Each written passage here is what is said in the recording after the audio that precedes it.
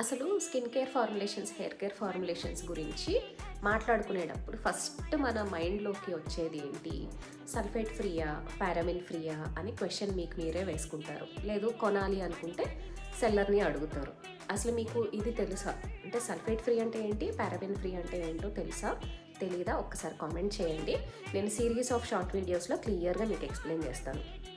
First sulphate free అంటే ఏంటంటే మనం తీసుకునే ఫార్ములేషన్లో, అంటే మనం తీసుకునే ప్రోడక్ట్లో ఉన్న ఇంగ్రీడియంట్స్లో సల్ఫేట్స్ ఉండకూడదు.